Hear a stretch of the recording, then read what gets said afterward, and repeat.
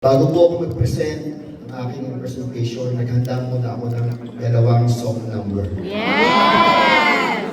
Sa susunod na G. My name is Edward Borja from Laguna Nation North. Okay, so 3 words for Laguna. Hit your targets. Okay, so we welcome 2026 with vigor and energy. And of course, our mantra always game on. Okay.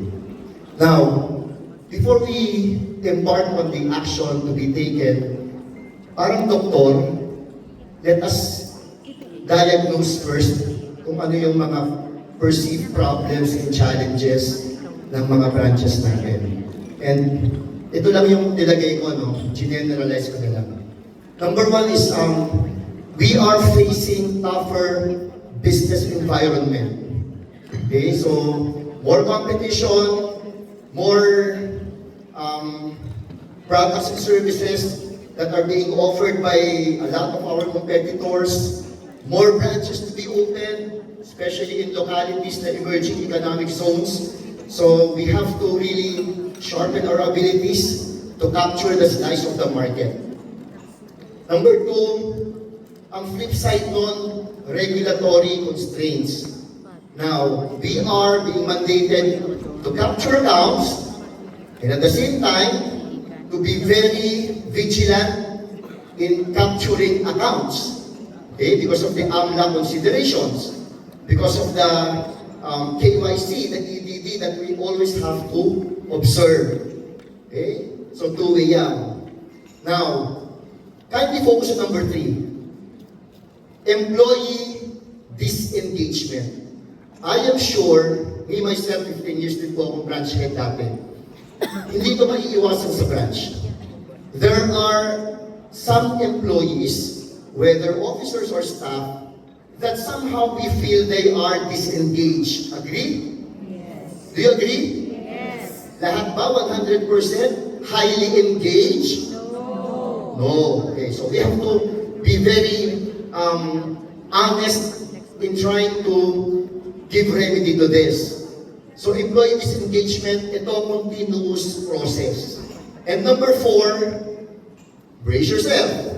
We will now feel the impact of no incentives to branches. Magkaka-effect? Yes. Magkaka-travel pa later on? May panggastos pa sa Itolyo, Ken? Christmas parties? O, meron pa rin naman. Pero konti na lang. Kung dati Japan, Singapore, Korea, ngayon Pansol Laguna. I invite you to Pansol Laguna. So, these are the perceived problems that we feel that could affect later on. Now, I don't know if you will agree with me.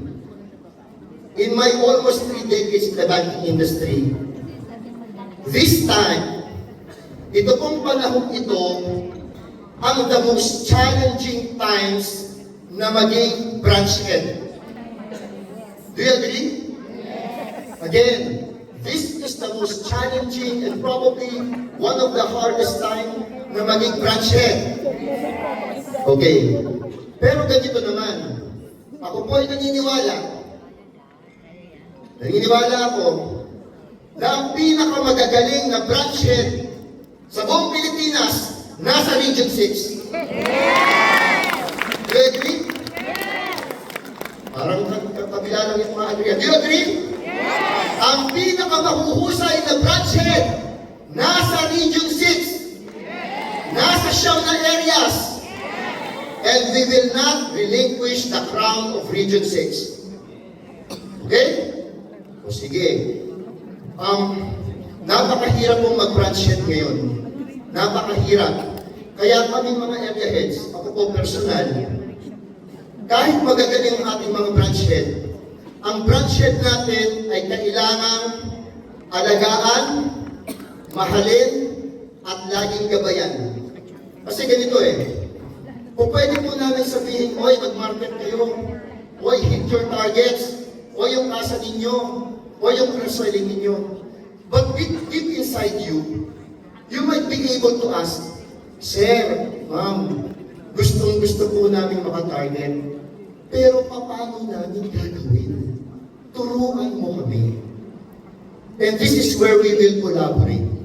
This is where, as mentors, we will be trying to guide you.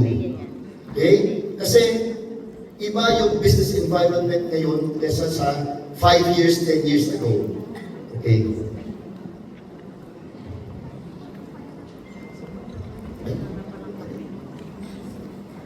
Okay. So these are my action plans. We continue to convene branches from time to time and try to focus on guiding and mentoring not just the branches but the officers and staff. So meron po akong ginagawa every year, start of the first quarter of every year, yung the making of an Alpha Branch Head program. And I bank on the creation of the healthy working environment. You know what? Hindi po pwedeng i-hit ang TASA, FCD, cross-selling, video life, and all the rest without you having a healthy working environment in the branch, right? If you have the healthy working environment in the branch, you can be assured madali kumuha ng suporta sa officers and staff. But if you have a bad environment within the branch, napakahirap nilang pasunodin at bigyan ng direksyon. Okay? So my primary objective is for all the branches in Laguna North to have a healthy working environment. Number 2, leveraging. I know that we cannot just rely on the branch heads. Napakarami ng trabaho ng branch heads. So, we will do the leveraging. How? By means of boosting the capacity and the abilities of all the second line officers, especially those AM rank and above. When you have an officer or second line na AM rank and above, para ka nang may 2-3 PM sa branch, right? But they have to learn how to be mature, how to make good judgment. Otherwise, target pa rin natin sila. So, we will try to embark on the training for the elite level second line officer. We will focus on performance, attitudes, and aspirations. Okay. Now, I have coined a term. You know naman in business context, you know what ROI and ROE means. Return on investment and return on equity. But in Laguna, so first 2 years ago, we have coined this, return on intention. Anong intention mo? Ba't mo ginagawa ito? To hit the budget? To have an excellent audit result? To hit your cross-selling? Anong intention mo? And ROE, instead of return of equity, return on effort.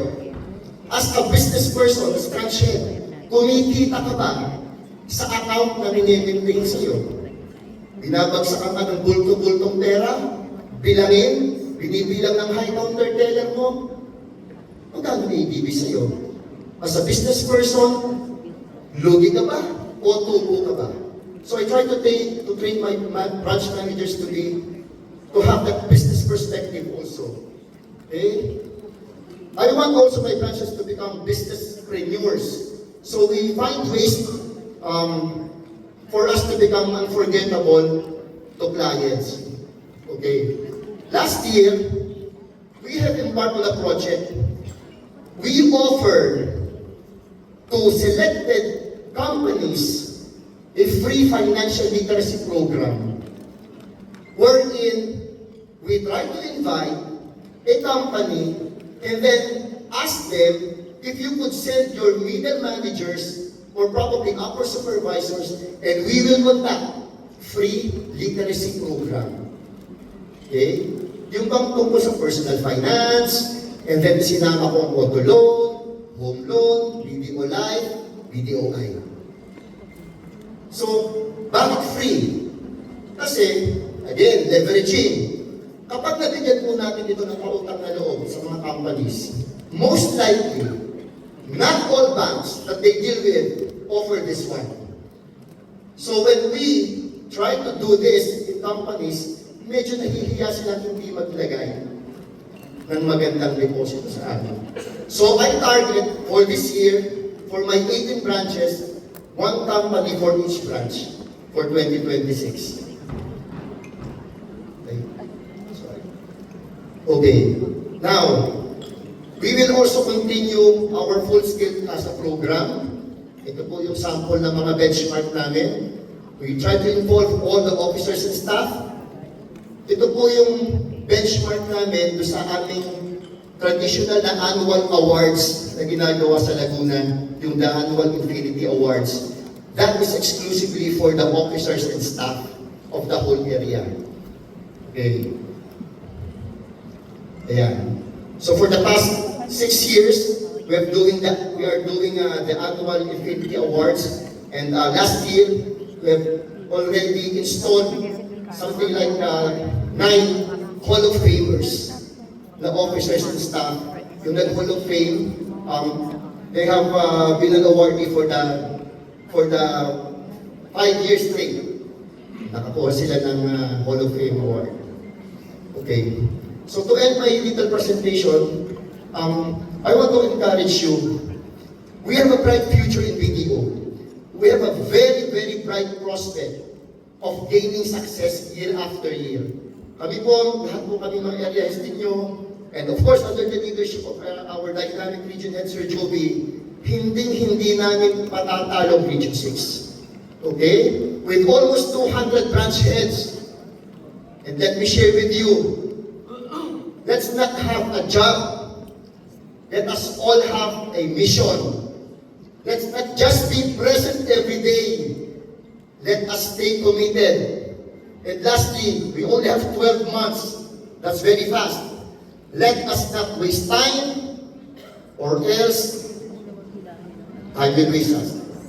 So Region 6, are you with us? Yes. Okay, so let's make 2026 another championship year for Region 6. Maraming salamat.